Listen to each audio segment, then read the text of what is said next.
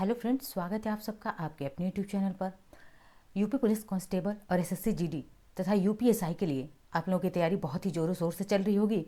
इस क्रम में आज हम लोग हिंदी प्रैक्टिस सेट 1 लेकर आए हैं, जो कि आपके एग्जाम के पॉइंट ऑफ व्यू से बहुत ही ज़्यादा इम्पॉर्टेंट है। इससे पहले आपको हिंदी की पर्यायवाची और मुहावरे की क्लास दी जा चुकी है। अब तक जिन्होंने उस क्लास को नहीं देखा है, देख लें, क्योंकि आपके एग्जाम के लिए बहुत ही ज़्यादा ज़रूरी है। आइए देखते हैं आज के अपने पहले प्रश्न को। आज का हमारा पहला प्रश्न है कि निम्नलिखित प्रश्न में 4 विकल्पों में से उस विकल्प का चयन करें जो अशुद्ध वाक्य के शुद्ध रूप का सबसे अच्छा विकल्प है। यानी कि आपको एक वाक्य दिया गया है और वाक्य कैसा है? अशुद्ध है। देखिए, ये वाक्य दिया गया है और यह वाक्य कैसा है? अशुद्ध वाक्य है। वाक्य कैसा है? तो अशुद्ध है और आपको इस वाक्य के शुद्ध रूप की पहचान करनी है। तो देखते हैं वाक्य क्या है कि मैंने गांव जाना है। वाक्य कौन सा है? मैंने गांव जाना है। एक अशुद्ध वाक्य है और इसका आपको क्या करना है? शुद्ध रूप पहचानना है कि कौन सा शुद्ध वाक्य होगा। तो देखते हैं, मैं गांव जाना है, क्या यह शुद्ध वाक्य होगा कि मैं गांव जाना है? बी है मुझे गांव जाना है। ऑप्शन सी है मेरे को गांव जाना है। ऑप्शन डी है मेरे को गांव जाना है। तो क्या होगा हमारा आंसर? देखिए, ऑप्शन बी हमारा राइट आंसर होगा कि मुझे गांव जाना है। यह क्या है? एक शुद्ध वाक्य है। क्या है? शुद्ध वाक्य है। यह एक शुद्ध वाक्य है कि मुझे गांव जाना है। ठीक है, अब आगे बढ़ते हैं, देखते हैं अपना दूसरा प्रश्न आज का कि हमारा दूसरा प्रश्न क्या कहता है। दूसरा प्रश्न है कि छंद में प्रयुक्त अक्षर, ये क्या है? अक्षर है।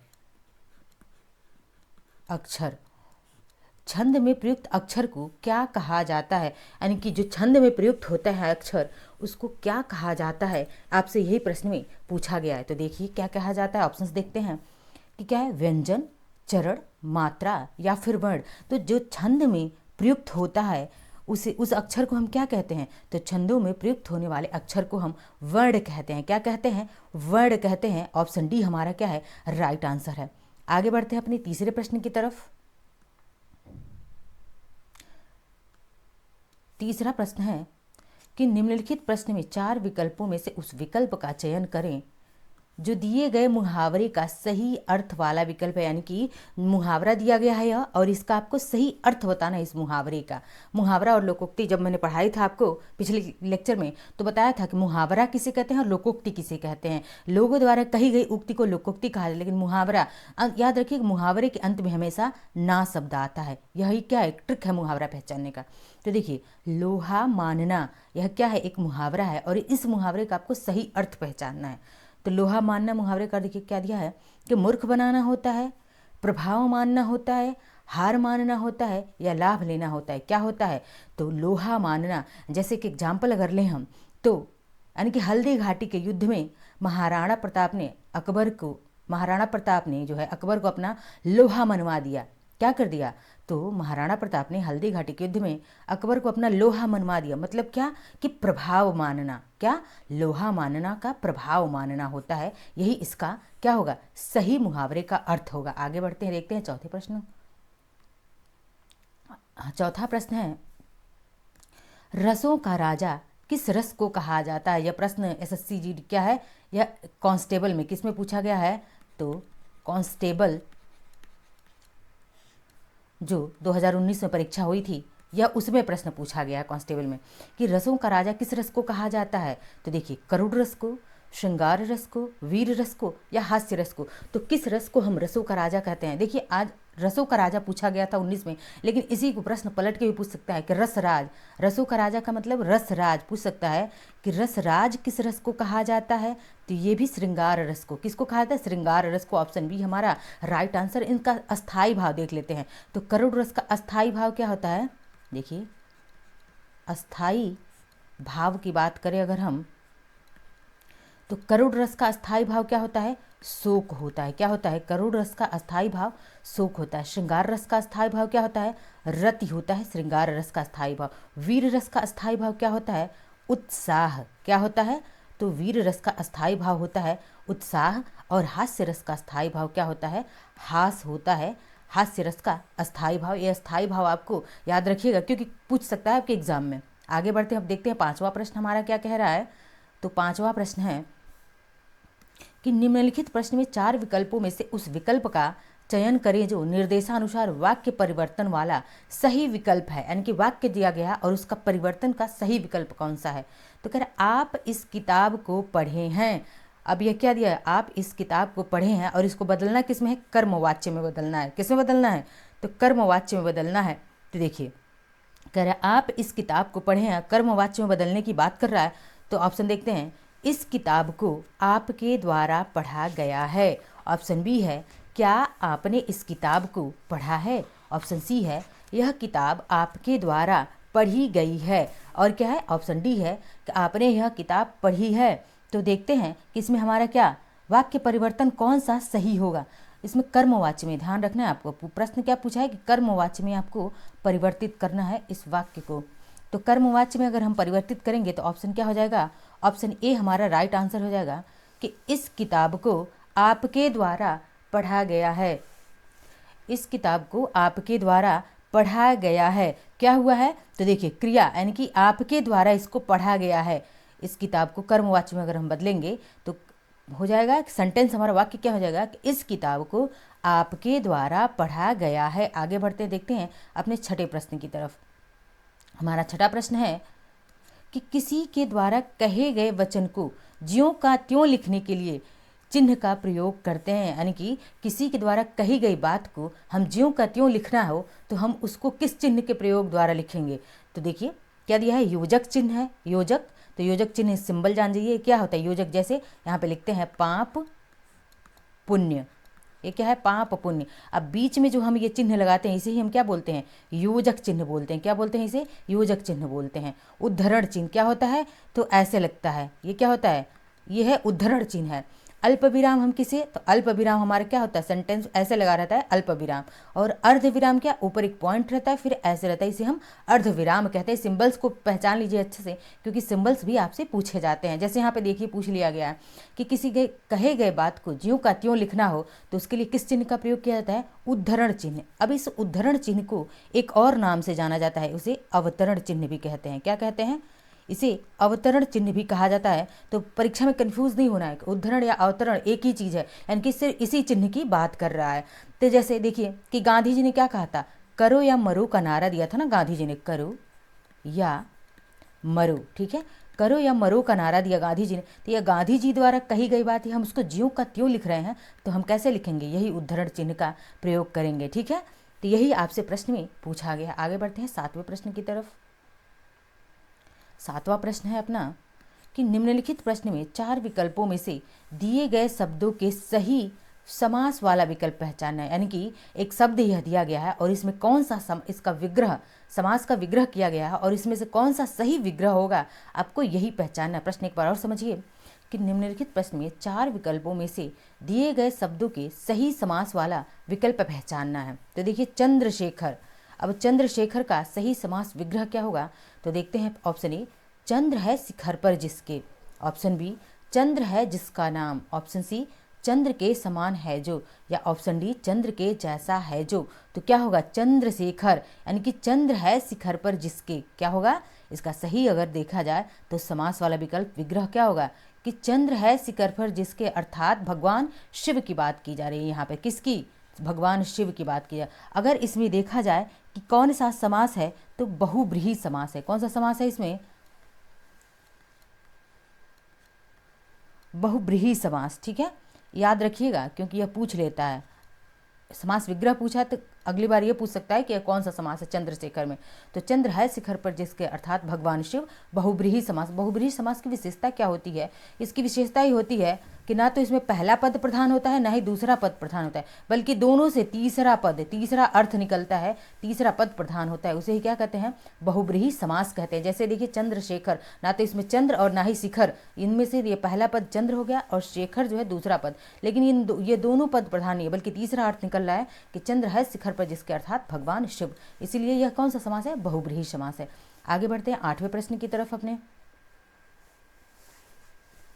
8वां प्रश्न है कि निम्नलिखित प्रश्न में 4 विकल्प दिए गए हैं, इनमें से उस विकल्प का चयन करें जो शब्द का सबसे अच्छा एक शब्द विकल्प है, यानी कि क्या है, यह एक शब्द दिया गया है, इसको एक शब्द में हम क्या कहेंगे, वही आपको क्या करना है, विकल्प की पहचान करनी है। तो शब्द क्या है, जिसका उत्साह नष्ट हो गया हो, यानी कि जिस व्यक्ति का उत्साह नष्ट हो गया हो उसे हम क्या कहते हैं, एक शब्द में क्या कहेंगे, अंग्रेजी में वन वर्ड सब्जुएशन कहते हैं, वही चीज़ है यहाँ पर। यानी कि एक शब्द में हम जिसका उत्साह नष्ट हो गया हो उसे हम क्या कहेंगे, उत्साही कहेंगे, उद्यमी कहेंगे, हतोत्साहित कहेंगे या जिज्ञासु कहेंगे।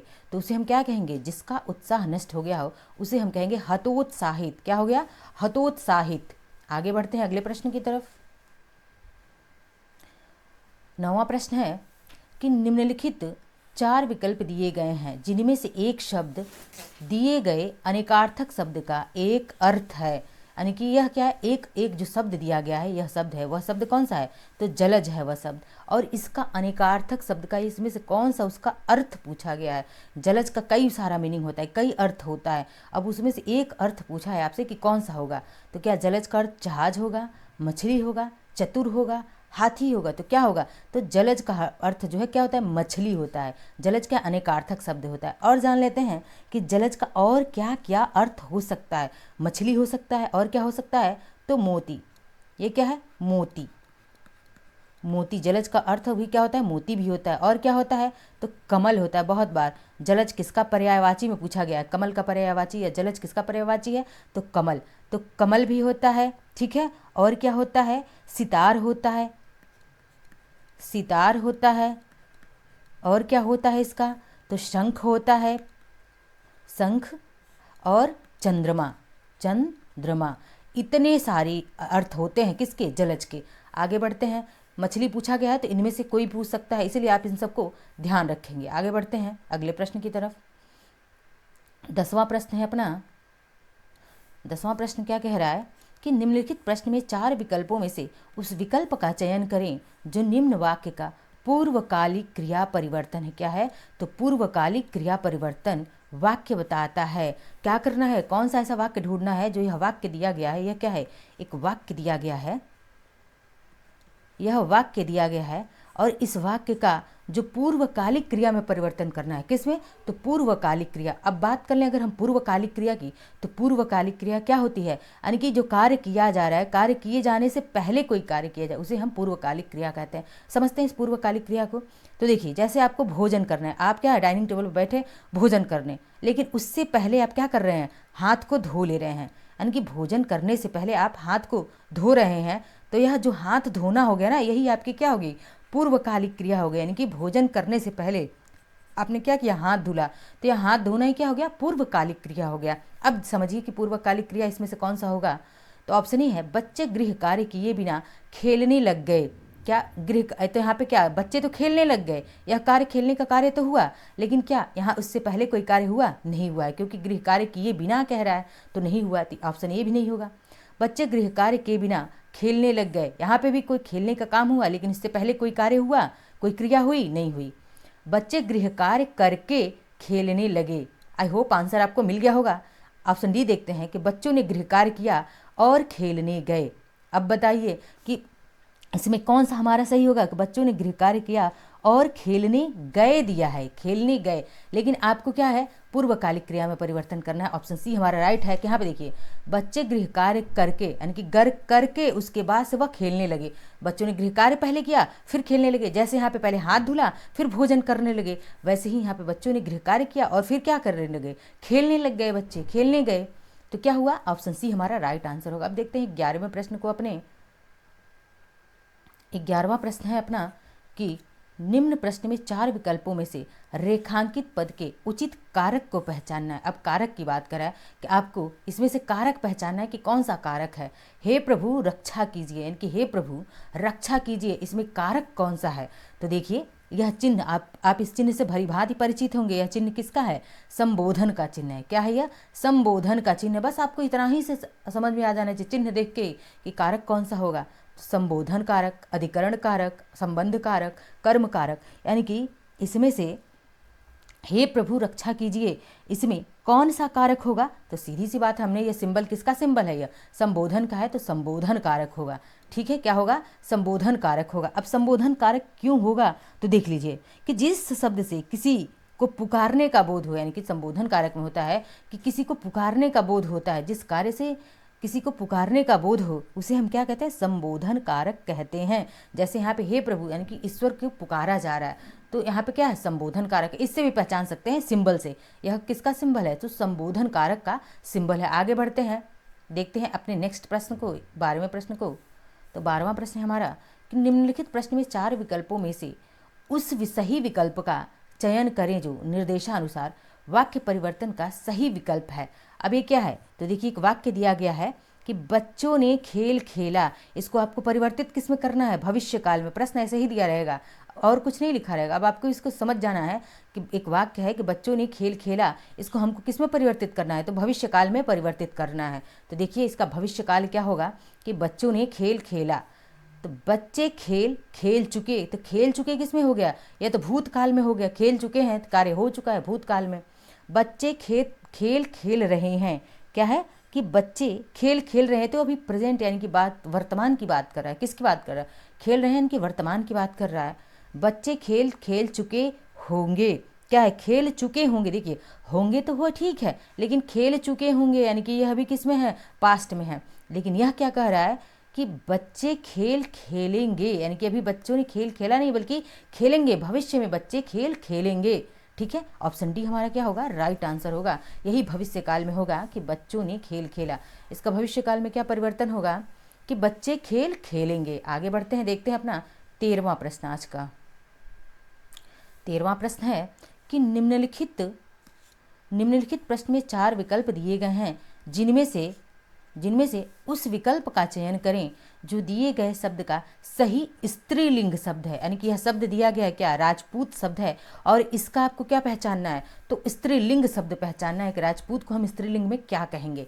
तो देखिए ऑप्शन, राजपुतानी कहेंगे, राजपुताई कहेंगे, राजपुत्रीन कहेंगे या राजपूती कहेंगे। तो राजपूत का स्त्रीलिंग क्या हो जाएगा, आपसे सीधी सी बात यह पूछा है। राजपूत का स्त्रीलिंग राजपुतानी क्या हो जाएगा, राजपुतानी। आपको मात्राओं का विशेष ध्यान रखना होगा जब आप शब्दों को स्त्रीलिंग से पुल्लिंग या पुल्लिंग से स्त्रीलिंग में परिवर्तित करेंगे। तो क्या हो जाएगा, राजपुतानी यानी कि राजपूत है, उसमें त में आ का मात्रा और न में बड़ी का मात्रा, तो क्या हो जाएगा, राजपुतानी हो जाएगा। यही हमारा ऑप्शन ए राइट आंसर है। आगे बढ़ते हैं, देखते हैं 14वें प्रश्न को देखते हैं कि 14 नंबर का प्रश्न क्या कह रहा है। निम्नलिखित प्रश्न में 4 विकल्प दिए गए हैं, जिनमें से उस विकल्प का चयन करें जो दिए गए शब्द का सही स्त्रीलिंग शब्द है। यानी कि आपसे दोबारा क्या पूछा है, तो स्त्रीलिंग पूछा है। इस बार किसका, तपस्वी का स्त्रीलिंग पूछा है कि तपस्वी का स्त्रीलिंग शब्द क्या होगा। तो क्या होगा, तपस्विनी होगा, तपस्विनी होगा। देखिए तपस्विनी, ऊपर वाले तपस्विनी में देखिए व में छोटी का मात्रा है, न में बड़ी का मात्रा है। लेकिन बी वाले में क्या है, तो बी वाले में व में भी बड़ी का मात्रा दिया है और इसमें भी बड़ी का मात्रा दिया है। बस मैंने कहा ना कि जब स्त्रीलिंग या पुल्लिंग से स्त्रीलिंग बदलेंगे, मात्राओं का विशेष ध्यान आपको रखना होगा। तो क्या है, तपस्विनी, बी में भी है तपस्विनी, तपस्वनी, तपस्वीन है, और क्या है, तपस्वी। तो तपस्वी का अगर देखा जाए स्त्रीलिंग क्या हो जाएगा, तपस्विनी। लेकिन कौन सा होगा, ऑप्शन ए या बी, तो ऑप्शन ए हमारा राइट होगा कि तपस्विनी होता है। क्या, तपस्विनी, ये तपस्विनी दिया है लेकिन ये तपस्विनी है, यानी कि तप और व में छोटी का मात्रा और न में बड़ी का मात्रा रहेगा। इसको ध्यान रखेंगे आप। अब आगे बढ़ते हैं, 15वें नंबर का अपना प्रश्न देखते हैं। तो 15 नंबर का प्रश्न क्या है, 15वां प्रश्न है कि नीचे दिए गए शब्द का सही बहुवचन रूप वाला विकल्प पहचानिए। यानी कि एक शब्द दिया गया है, यह क्या है, शब्द तलवार है, और इसका आपको क्या पहचानना है, तो तलवार का बहुवचन बताना है, बहुवचन बताना है तलवार का।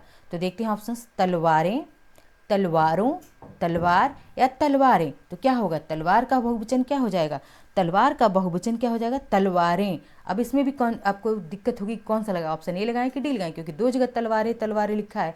लेकिन आपको देखिए बोल के, तलवार का क्या होगा, तलवारें, यानी कि र पे क्या है, तो र पे तो मात्रा रहेगी लेकिन ऊपर बिंदी रहेगा। ठीक है, और यहाँ पे डी में क्या है, बिंदी नहीं है, इसलिए ऑप्शन ए हमारा राइट आंसर है कि तलवार का अगर बहुवचन देखें तो तलवारें हो जाएगा।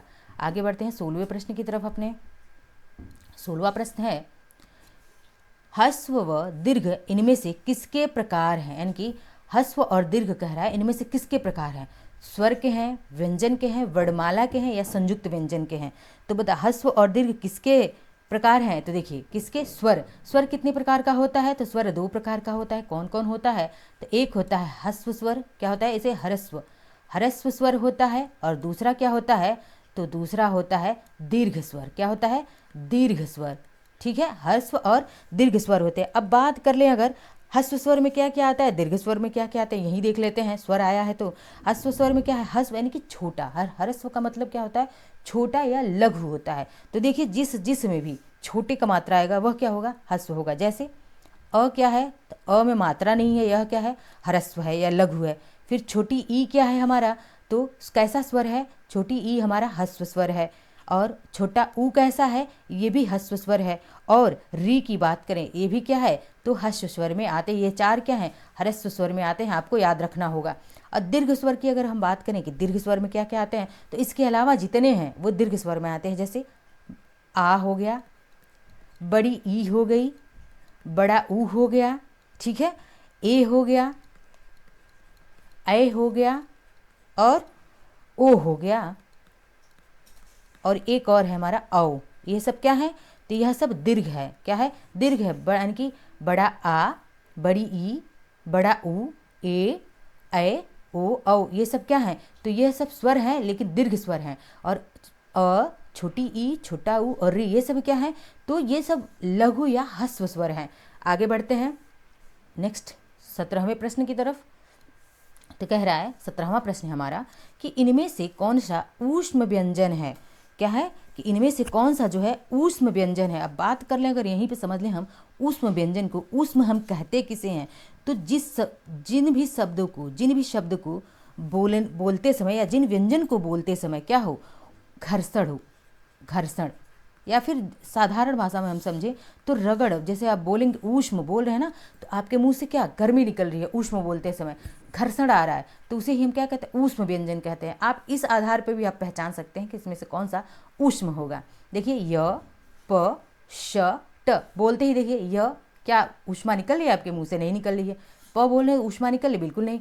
ट बोल रहे हैं तब भी ऊष्मा नहीं, लेकिन श बोल के देखिए ये क्या है, श बोल रहे हैं तो आपके मुंह से क्या ऊष्मा निकल रही है, घर्षण हो रहा है, तो यही हमारा क्या होगा, सी यानी कि श। ये कौन सा स है, तो यह तालव्य स है। इसमें भी पूछा जाता है कि यह स क्या है, तो यह तालव्य श है। क्या है, तालव्य श है। अगर हम बात करें इस स की, इसे हम जनरली क्या बोलते हैं, सिपाही वाला स बोलते हैं, लेकिन इस स की बात करें तो यह क्या है, दंती स है। कैसा है, तो दंती श है, इसे हम दंती स बोलेंगे। ठीक है, आप इस चीज़ को याद रखेंगे कि यह दंती स है और यह तालव्य श है। अब देख लेते हैं हम ऊष्म व्यंजन कौन कौन से होते हैं। यहीं पे देख लेते हैं कि ऊष्म व्यंजन हमारे कौन कौन से होते हैं जिन्हें हम ऊष्म व्यंजन के अंतर्गत रखते हैं। तो देख लीजिए ऊष्म व्यंजन के अंतर्गत जो है, इसको याद कर लीजिएगा क्योंकि बहुत बार यह परीक्षा में पूछा जाता है। श, षटकोण वाला श, फिर क्या है दंती श यानी कि श और ह, ये सभी क्या हैं, ये सभी क्या हैं, तो यह सब जो है ऊष्म व्यंजन के अंतर्गत हैं। श, ह, ये 4 एकदम अच्छे से इसको याद रखिएगा, यही 4 जो है ऊष्म व्यंजन है। यहीं पर एक चीज़ और देख लेते हैं हम कि किसको देख लेते हैं, तो यहाँ पे अंतस्थ व्यंजन देख लेते हैं। एक और प्रश्न आपसे पूछा जाता है कि अंतस्थ व्यंजन जो है कौन कौन से होते हैं, तो वो भी हम क्लियर कर लेते हैं कॉन्सेप्ट को कि अंतस्थ व्यंजन की बात करें तो क्या हो जाएगा, तो याद रखिए ये भी क्या है, य, र, ल, व, इन्हें याद रखिए, इन चारों को। ये चारों मोस्ट इंपॉर्टेंट हैं आपकी परीक्षा के लिए। तो ऊष्म कौन कौन से हैं, श, ह, ये क्या है, ऊष्म है। अगर अंतस्थ की बात करें तो य, र, ल, व, ये क्या है, य, र, ल, व, ये अंतस्थ है। ये 4 ऊष्म और 4 अंतस्थ, इनको आप एकदम अच्छे से याद रखेंगे। अब बढ़ते हैं आगे, और इस प और ट की बात करें ना, तो ये प और ट दोनों क्या है, स्पर्श व्यंजन है। आगे बढ़ते हैं, अब देखते हैं 18वें प्रश्न को। ये 18वां प्रश्न हमारा क्या है, 18वां प्रश्न है, दी गई जोड़ियाँ, यानी कि दी गई जोड़ियों में से कौन सी जोड़ी सही संज्ञा व उससे बनने वाले विशेषण शब्द की है। यानी कि इनमें से जो जोड़ियाँ दी गई हैं, इनमें से क्या, जो सही संज्ञा और उसके बाद संज्ञा के बाद से विशेषण, यानी कि क्रम क्या होना चाहिए, पहले जो है संज्ञा हो और उसके बाद से क्या हो, उसी का विशेषण हो। यह सबसे ज़रूरी है इसे स्पेसिफाई करना कि हमसे पूछ क्या रहा है प्रश्न में। यानी कि पहली क्या हो, संज्ञा होना चाहिए और दूसरा विशेषण होना चाहिए। तो देखिए हम ढूंढते हैं क्या है, पक्ष है और पक्ष क्या है, संज्ञा शब्द, इससे बनने वाला विशेषण क्या है, पाक्षिक। प्रेम, प्यार, सुख, दुख, स्वर्ण, सोना। तो क्या देखते हैं इसमें कि कौन सा हमारा क्या होगा, कौन सी जोड़ी जो संज्ञा और उससे बनने वाला विशेषण है। तो इसमें ऑप्शन ए देखिए, पक्ष क्या है, एक संज्ञा शब्द है और इससे बना हुआ विशेषण क्या होगा, पाक्षिक होगा। और यह वेरी वेरी इंपॉर्टेंट है, कई बार या कई परीक्षाओं में पूछा गया है, पक्ष और पाक्षिक एज इट प्रश्न को पूछा गया है। तो पक्ष हमारा संज्ञा और इसका विशेषण क्या हो जाएगा, पाक्षिक। ऑप्शन ए हमारा क्या होगा, राइट आंसर होगा। बढ़ते हैं 19वें प्रश्न की तरफ।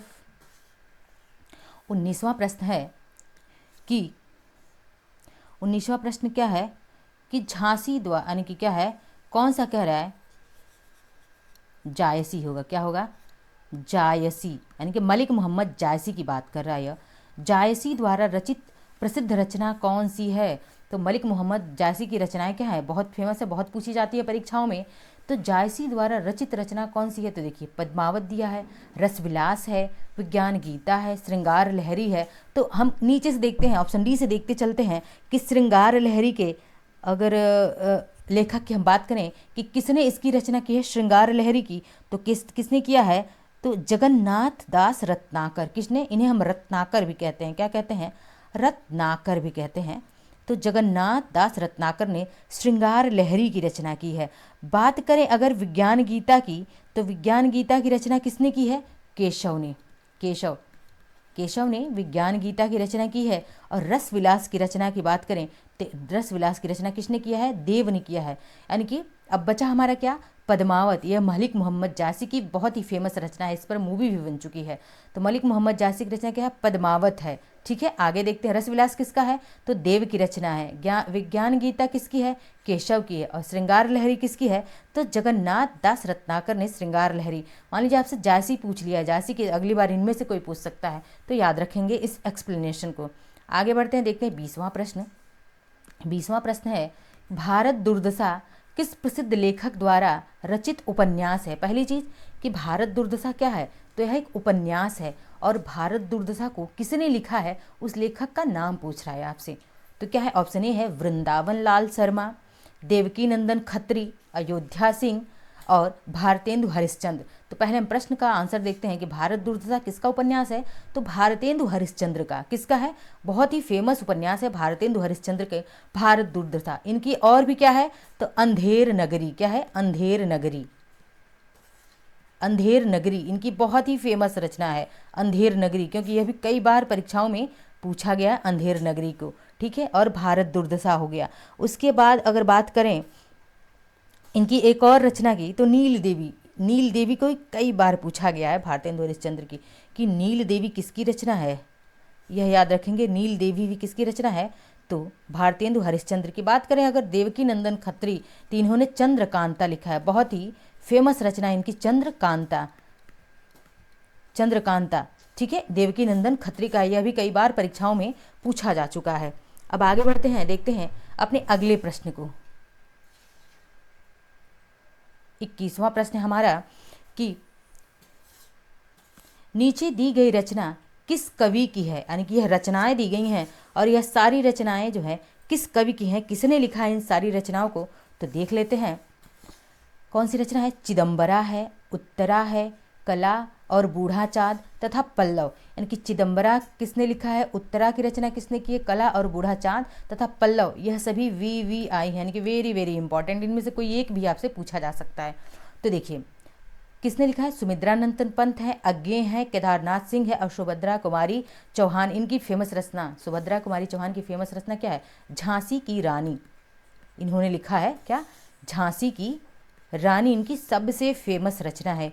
किसकी, सुभद्रा कुमारी चौहान की। आप लोगों ने छोटी कक्षाओं में इसको पढ़ा भी होगा, झांसी की रानी को।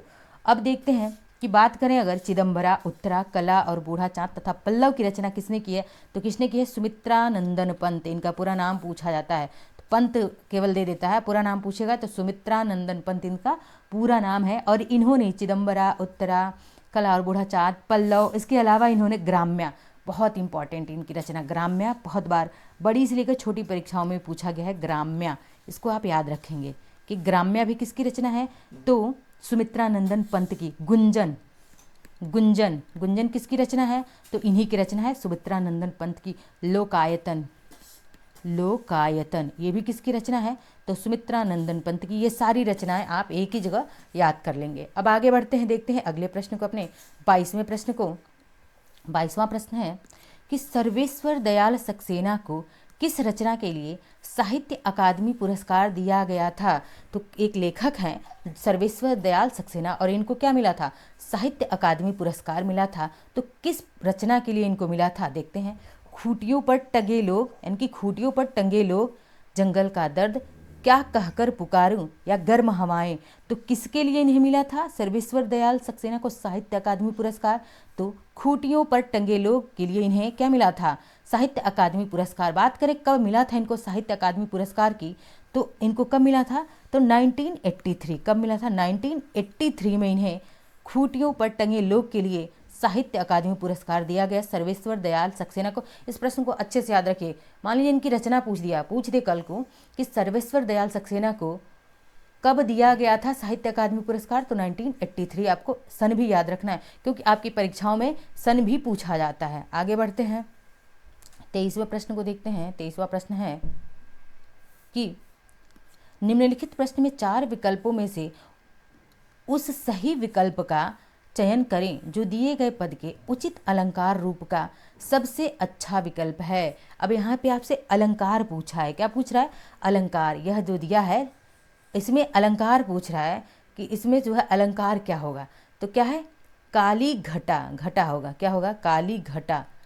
यहाँ पर मैं लिख देती हूँ घटा, ठीक है। काली घटा का घमंड घटा। अब देखिए, काली घटा का घमंड घटा, यहाँ पे एक वर्ड देख रहे हैं, एक वर्ड जो है कॉमन आया है। कौन सा है? तो घटा। घटा वर्ड क्या है? कॉमन है। यहाँ पे भी घटा है और यहाँ पे भी घटा है। अब एक घटा का अर्थ क्या होगा और दूसरी घटा का अर्थ क्या होगा? तो इस घटा यानी कि काली घटा, इस घटा का अर्थ हो गया क्या? बादल। क्या हो गया? बादल हो गया। और घटा यानी कि इस घटा का अर्थ क्या होगा? कम होना। तो देखिए, एक ही शब्द है, घटा शब्द है। क्या है? यह घटा शब्द है और इस घटा शब्द का ही क्या 2 अलग अलग अर्थ निकल के आ गया। पहले घटा का अर्थ हो गया क्या? बादल हो गया। और दूसरे घटा का अर्थ हो गया क्या? कम हो जाना। तो एक शब्द के, जब एक ही शब्द के 2 अलग अलग अर्थ निकले, वहाँ पे अलंकार कौन सा होता है? वहाँ पे यमक अलंकार होता है। और कई बार यह परीक्षा में आपके पूछा गया है कि जब एक शब्द के 2 अलग अलग अर्थ निकलते हों या कई अलग अलग अर्थ निकले, वहाँ पे अलंकार कौन सा होता है? यमक अलंकार होता है, ठीक है। जैसे एक और उदाहरण है यमक अलंकार का कि कनक कनकते सौगुनी मादकता अधिकाय, यानी कि कनक कनक, एक कनक का मतलब क्या हो गया? सोना, और एक कनक का मतलब होता है क्या? धतूरा। तो जब ये भी प्रश्न आ जाए तो आप समझें कि एक ही शब्द के जब 2 अर्थ निकले वहाँ पे क्या होता है? तो यमक अलंकार होता है। आगे बढ़ते हैं 24वें प्रश्न की तरफ। 24वां प्रश्न देखते हैं। निम्नलिखित 4 विकल्पों में से उस सही विकल्प का चयन करें जो रेखांकित शब्दों के सही अव्यय का भेद हो, यानी कि जो सही अव्यय आपको पहचानना है। शब्द क्या है? कि दरवाजे के बाहर कोई खड़ा है, यानी कि शब्द है हमारा कि दरवाजे के बाहर कोई खड़ा है, और इसमें से दरवाजे के बाहर कोई खड़ा है, अब इसमें से आपको क्या करना है? तो सही अव्यय पहचानना है। तो कौन सा होगा? देखते हैं इसमें कि हमारा सही अव्यय क्या है। समुच्चय बोधक अव्यय, विस्मयादि बोधक अव्यय, संबंध बोधक, या फिर निपात। तो क्या होगा? दरवाजे के बाहर, यानी कि कोई खड़ा है तो दरवाजे के बाहर, यहाँ पे कौन सा हमारा अव्यय होगा? तो यहाँ पे हमारा होगा संबंध बोधक अव्यय। ऑप्शन सी हमारा राइट आंसर होगा। बढ़ते हैं 25वें प्रश्न की तरफ। देखते हैं 25वां प्रश्न क्या है। तो 25वां प्रश्न है कि निम्नलिखित प्रश्न में 4 विकल्पों में से उस विकल्प का चयन करें जो दिए गए शब्द का सही समान अर्थ वाला शब्द है, यानी कि समानार्थी हो। तो समानार्थी हो, देखिए नाश शब्द दिया है। क्या दिया है? नाश दिया है। और इस नाश का समानार्थी, समानार्थी का मतलब क्या होता है? पर्यायवाची भी होता है। तो आपको नाश का पर्यायवाची या समानार्थी बताना है। तो देखिए, नाश का समानार्थी क्या होगा? तबाही होगा, या उत्कर्ष होगा, या उत्थान होगा, या नवीन। नवीन का मतलब क्या हो जाएगा? नया होता है, ठीक है। उत्थान, तो उत्थान भी नहीं, उत्कर्ष भी नहीं, बल्कि नाश मतलब क्या हो जाएगा? तबाही हो जाएगा। इसका पर्यायवाची या कहें समान अर्थ क्या हो जाएगा? तबाही। आगे बढ़ते हैं 26वें प्रश्न की तरफ। 26वां प्रश्न है कि निम्नलिखित प्रश्न के 4 विकल्पों में से उस विकल्प का चयन करें जो सही विकल्प है। अब देखिए सही कौन सा है? तो कह रहा है उपसर्ग शब्द के बीच में आपको भरना है, में लगते हैं, यानी कि पूछ रहा है प्रश्न कि उपसर्ग जो है शब्द के कहाँ लगता है, आरंभ में लगता है कि शब्द के अंत में लगता है, उपसर्ग लगता कहाँ पे है। तो प्रश्न आपसे यही पूछा है, तो देखते हैं। तो कहाँ पे लगता है उपसर्ग, तो प्रश्नों के आरंभ में, अंत में लगता है, आरंभ में लगता है, या फिर क्रिया में लगता है, या फिर आठ। तो कहाँ पे लगता है उपसर्ग, उपसर्ग शब्दों के कहाँ पे लगता है, आरंभ में, यानी कि शुरुआत में। आरंभ का मतलब क्या हो गया, जब शब्द शुरू होता है, शुरुआत, यानी कि जब शब्द शुरू होता है वहीं पे क्या लगता है, उपसर्ग लगता है। क्या, ठीक है। जैसे बात करें हम, एक शब्द ले लेते हैं प्रहार, क्या है, प्रहार शब्द है। अब देखिए यहाँ पे उपसर्ग, हमारा मूल शब्द क्या है, हार है, और इसमें उपसर्ग क्या लगा है, प्र उपसर्ग लग गया, प्र उपसर्ग लग गया, पहले शब्द के पहले आरंभ में लग गया, और मूल शब्द हमारा हार, यानी कि प्रहार हो जाएगा। ठीक है, तो ये क्या हो गया, प्रहार हमारा क्या हो गया, एक उपसर्ग है। ठीक है, यानी कि उपसर्ग शब्दों के प्रारंभ में लगता है। यहीं पे बात कर लेते हैं कि शब्दों के अंत में क्या लगता है, तो प्रत्यय, प्रत्यय जो लगता है वह शब्दों के अंत में लगता है। कहाँ पे लगता है, तो शब्दों के अंत में। जैसे अनुमान, क्या होता है, अनुमान हो गया, अनुमान हो गया। तो यह क्या है, यहाँ पे अनुमान में कौन सा प्रत्यय है, तो मान, मान प्रत्यय लगा हुआ है। ठीक है, आगे बढ़ते हैं, देखते हैं अपना 27वां प्रश्न। 27वां प्रश्न में देखते हैं कि निम्नलिखित प्रश्न में 4 विकल्पों में से उस विकल्प का चयन करें जो प्रत्यय से नहीं बना है। देखिए अगला ही आ गया प्रत्यय। बात करें अगर प्रत्यय की, तो प्रत्यय कहाँ पे लगता है, तो शब्दों के अंत में। कहाँ लगता है प्रत्यय, शब्दों के अंत में। इस कॉन्सेप्ट को एकदम क्लियर रखिएगा कि शब्दों के अंत में लगता है। उपसर्ग कहाँ लगता है, तो शब्दों के आरंभ में लगता है। अब देखिए प्रत्यय से नहीं बना है, तो देखिए चिकनाहट, यानी कि चिकनाहट, इसमें कौन सा प्रत्यय है, आहट प्रत्यय, आहट क्या है, प्रत्यय है, अंत में लगा है, तो आहट प्रत्यय है चिकनाहट में। चांदनी, तो चांद में, और नी प्रत्यय, कौन सा प्रत्यय यहाँ पे, नी प्रत्यय है जो अंत में लगा हुआ है। खटास, खटास में क्या है, आस प्रत्यय लगा है, क्या है, आस प्रत्यय लगा है।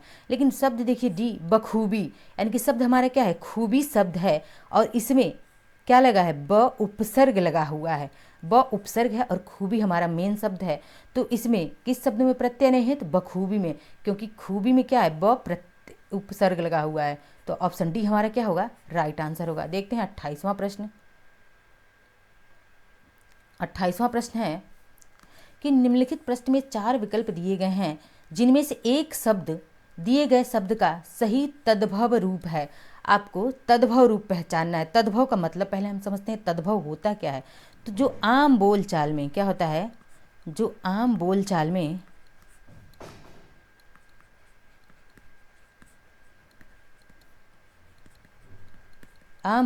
में प्रयोग की जाने वाली भाषा, जिसे हम आप सभी आम बोलचाल में जिस भाषा का प्रयोग करते हैं वह क्या होता है, तद्भव होता है। तत्सम एक होता है, क्या, तत्सम होता है। तत्सम क्या होता है, तो यह संस्कृत का शब्द होता है। कैसा, संस्कृत का शब्द होता है तत्सम, शुद्ध संस्कृत का शब्द होता है तत्सम।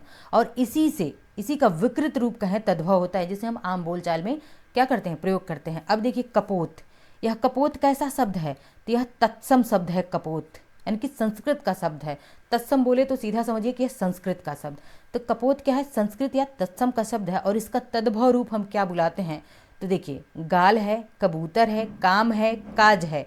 तो इसका तत्सम, कपोत का तत्सम क्या होगा, आपसे यही पूछा है। तो कपोत का तत्सम अगर देखें तो कबूतर क्या हो जाएगा, कबूतर हम लोग कहते हैं। आम बोलचाल में हम लोग कबूतर ही, कभी कपोत कहते हैं नहीं। तो कपोत क्या है, शुद्ध है, तत्सम शब्द है। और इसका विकृत रूप अगर हम आम बोलचाल में क्या कहते हैं, कबूतर कहते हैं। अब बात कर ले हम गाल को क्या कहते हैं तत्सम में, तो गाल को कपोल कहते हैं। याद रखिएगा, कपोत नहीं, कपोल, क्या है, कपोल कहते हैं गाल को शुद्ध संस्कृत भाषा में। काम को हम क्या कहते हैं, कर्म कहते हैं। काम को क्या कहते हैं, कर्म कहते हैं। और काज को क्या कहते हैं हम लोग, तत्सम में कार्य कहते हैं। इसको भी आप याद रखेंगे। आज का सेकंड लास्ट प्रश्न है हमारा 29 नंबर का। निम्नलिखित प्रश्न में 4 विकल्पों में से दिए गए शब्दों के विपरीत अर्थ वाला शब्द चुनिए। यानी कि आपसे विपरीत अर्थ मतलब विलोम शब्द पूछा है। क्या पूछ रहा है, तो विलोम पूछ रहा है। विलोम किसका, संयोग शब्द का विलोम क्या होगा आपसे पूछ रहा है। तो संयोग है, यानी कि इसका विलोम क्या होगा, वियोग होगा, अवशेष होगा, दुरुपयोग होगा, या मिलन होगा। तो क्या होगा, संयोग शब्द का विलोम देखें तो क्या होगा, वियोग होगा। संयोग का मतलब होता है मिलना, लेकिन इसका अगर हम विपरीत देखें, विलोम देखें तो क्या होगा, वियोग, यानी कि ऑप्शन ए हमारा राइट आंसर हो गया। अब देखें सदुपयोग का, दुरुपयोग का क्या हो जाएगा, दुरुपयोग का सदुपयोग हो जाएगा। क्या हो जाएगा, सदुपयोग, इसका विलोम सदुपयोग। क्या हो जाएगा, सदुपयोग हो जाएगा दुरुपयोग का। ठीक है, आगे बढ़ते हैं, आगे देखते हैं। आज का अंतिम प्रश्न हमारा 30वां प्रश्न है। अच्छा 31 प्रश्न, एक और है। ठीक है, 30वां प्रश्न है, सही संधि विच्छेद वाला शब्द है, यानी कि सही संधि विच्छेद वाले शब्द को आपको पहचानना है। उल्लास का सही संधि विच्छेद क्या होगा। तो सबसे पहले हम देखें उल्लास है कैसी संधि, स्वर संधि है या व्यंजन संधि है। तो यहाँ पे देखिए उल्लास, तो यह क्या है, उल्लास में यहाँ पे देखिए ल और ल, यानी कि क्या है, व्यंजन संधि है उल्लास, और इसका सही संधि विच्छेद क्या हो जाएगा। तो देखिए उत, ऐसे रहेगा, उत प्लस लास, उल्लास। क्या हो जाएगा, उत प्लस लास, उल्लास हो जाएगा सही संधि विच्छेद, यानी कि उत प्लस लास। ऑप्शन ए हमारा सही आंसर होगा। अब उत प्लस लास ये हमारा क्या हो जाएगा, तो उल्लास का सही संधि विच्छेद हो जाएगा। और यह कैसा संधि है, तो व्यंजन संधि है। कैसा है, व्यंजन संधि है। कैसे पहचानेंगे कि यह व्यंजन संधि ही है, तो देखिए जहाँ पे भी त के बाद, त और द के बाद ल हो जाए तो समझ जाइए क्या है, यहाँ पे त उत आया है और किस में हो गया है, ल बदल गया है, या द आए तब भी ल में बदल जाए तो क्या समझेंगे आप, यह व्यंजन संधि है। आगे बढ़ते हैं, आज 31वां प्रश्न देख लेते हैं। 31वां प्रश्न है कि निम्नलिखित प्रश्न में 4 विकल्प दिए गए हैं, जिनमें से उस विकल्प का चयन करें जो शब्द का सबसे अच्छा विकल्प है। यानी कि पतन शब्द है और इस पतन शब्द का सबसे अच्छा विकल्प आपको पहचानना है कि पतन का विकल्प इसमें से क्या सबसे बेहतर अर्थ होगा। तो पतन का क्या, पत्ता होगा या गिरना होगा या पुत्र होगा या घर होगा। तो पतन शब्द की बात करें तो सबसे अच्छा विकल्प कौन सा होगा, पतन यानी कि गिरना, पतन होना यानी कि गिरना। ठीक है, क्या होता है, पतन यानी कि गिरना होता है। तो ये थे आज के हमारे सुपर 31 प्रश्न, जो कि आज पहला प्रैक्टिस सेट था हिंदी का एसएससी जीडी और कांस्टेबल, और ये यूपीएसआई, एसएससी सीजीएल, इन सब के लिए क्या है, बहुत ही इंपॉर्टेंट आज की सीरीज़ थी। तो मिलते हैं अगले लेक्चर में। वीडियो पसंद आए तो लाइक शेयर सब्सक्राइब कमेंट करते रहिए। धन्यवाद।